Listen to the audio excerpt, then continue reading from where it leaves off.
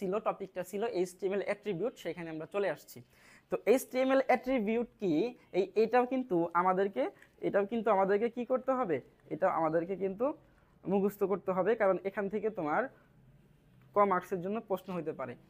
আমি একটু রেড করে নেই কালারটা। ওকে, তো এটাও আমাদের ক মার্কসের জন্য আসবে। ঠিক আছে, একটু লিখে রাখি, এটা ক মার্কসের জন্য আসবে।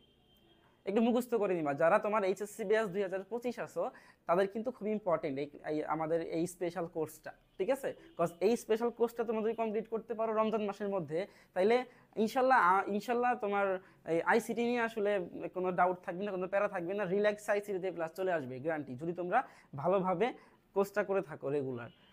আচ্ছা, তো চলো এইচটিএমএল অ্যাট্রিবিউটটা কি। অ্যাট্রিবিউট হচ্ছে তোমার এইচটিএমএল এলিমেন্টের অতিরিক্ত তথ্য প্রদানের জন্য নির্দিষ্ট ট্যাগের সাথে যে নির্দিষ্ট শব্দ এবং তার মান ব্যবহার করা হয় তাকে আমরা অ্যাট্রিবিউট বলি। একটু